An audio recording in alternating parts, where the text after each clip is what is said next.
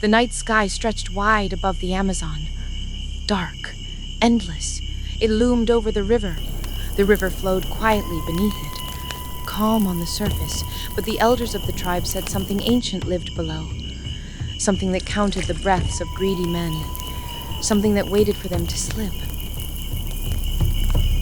They said when, in the silence of night, two golden eyes shimmered between the waves. Whoever met that gaze would be lost forever.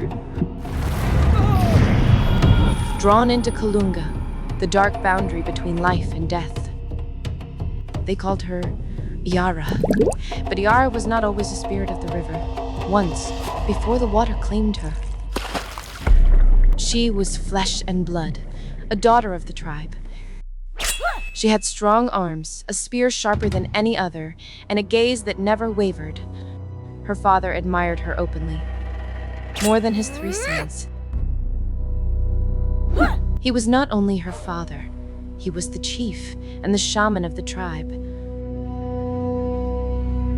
In festivals, in hunts, before the gathered people, he spoke of Iara's courage, her aim, her unyielding spirit.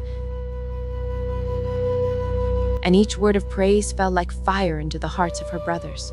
They watched year after year as their sister's worth cast a longer shadow than their own. They heard the whispers of other young men, the laughter, the mockery. Always behind your sister, always living in her shadow.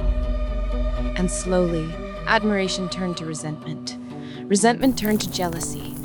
Jealousy hardened into something darker. Until one night, pushed to the edge by praise, humiliation, and constant comparison they could no longer bear, they made a choice. That night, Iara was alone by the river. She knelt at the water's edge, washing the dust from her face. The river reflected her image, strong, steady, unaware. The attack came without warning. Steel flashed. Pain struck fast. But Iara did not fall. Years of training answered for her. Quick movements, no hesitation. Moments passed. Then, silence. 2 bodies lay on the ground. Blood darkened the soil beneath them. Their eyes stared upward, empty, unmoving. Only one was left. The youngest brother, her favorite. He was still alive. Barely. He lay on his side, gasping for air, his hand trembling as he reached toward her. Please, I didn't want this. Forgive me. Iara stood over him, shaking. For a heartbeat. Just one. The river held its breath. Please! No! Time stood still.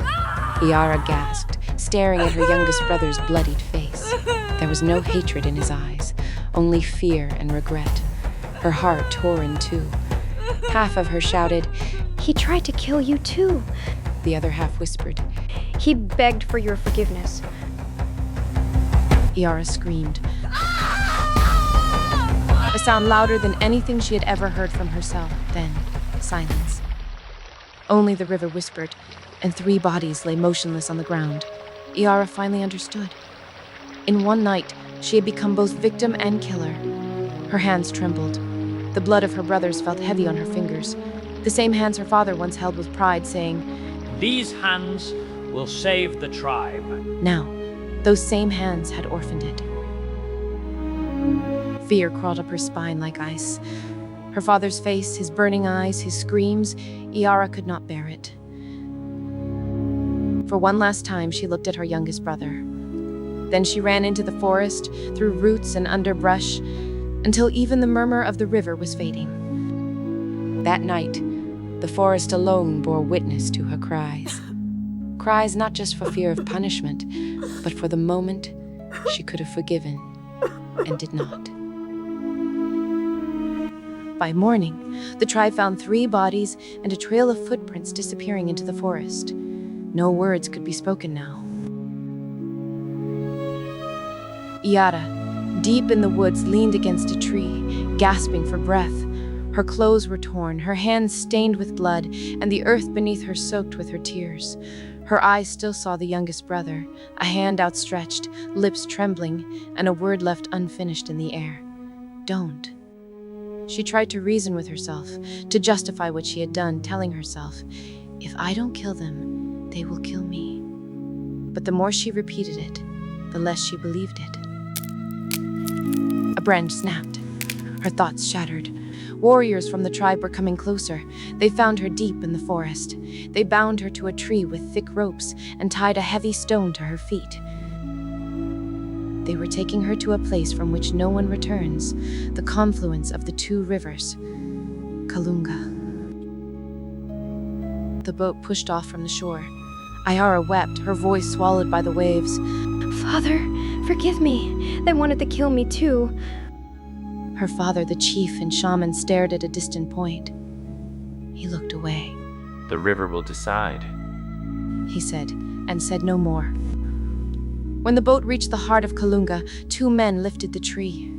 Iara saw the sky one last time, her lips trembling with prayer and plea, and then, with the tree and the stone, she sank into the water. The cold struck, her breath shocked. The stone dragged her mercilessly down. Images of her brothers, the outstretched hand, her father's face, all disappeared into darkness. Her lungs burned, her heart slowed, and her last bubble of breath left her lips, drifting toward a distant light. In that moment, Iara, the tribal girl, died. But in the depths of Kalunga, something awoke. Large fish circled her lifeless body. An invisible current lightened the stone, touched the ropes, as if the river itself reached out its hand.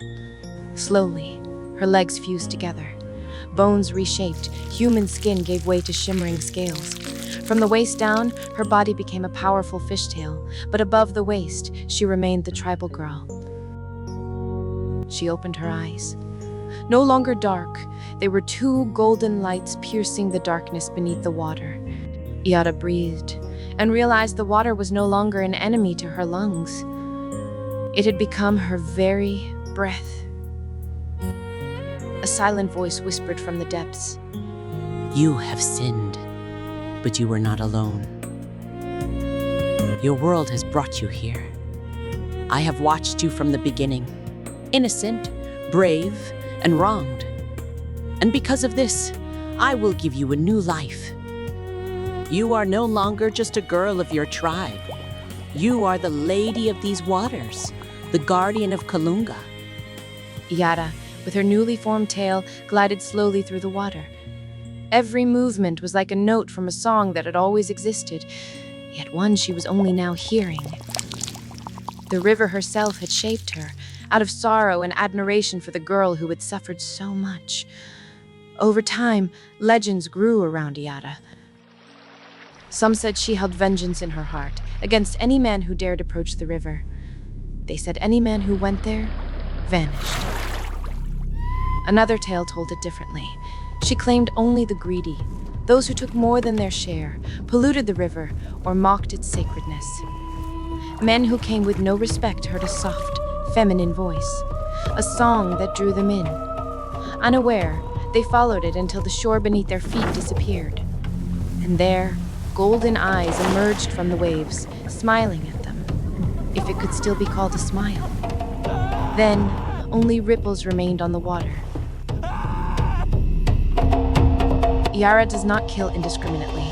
She shows mercy to those who respect the river, those who take only what their family needs, not out of greed, like her youngest brother, who always believed that everyone should take only what they need from the river, never what their greed demands. Because of him, the river protects them, their nets full of fish, their canoes safe. And sometimes, a glimmer of gold appears on the water, a quiet reminder that her brother's memory watches over them.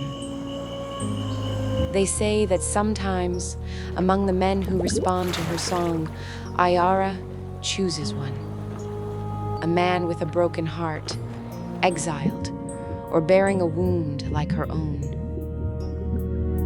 She embraces him, taking him into the depths, not for death, but for companionship. In a hidden city beneath the waters, he lives alongside Iara, half human, half spirit of the river.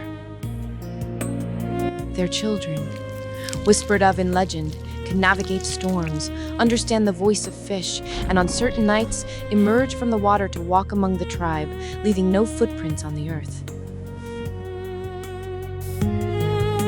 From that day on, whenever a man in the heart of the Amazon took more than his share from the river, the elders simply said, Remember, Iara still breathes in these waters. and if one night, in the quiet of the forest, you hear the song of a woman over the water and see a golden light dancing on the waves, know that the river is watching you. The fine line between need and greed. That is where your fate will be decided.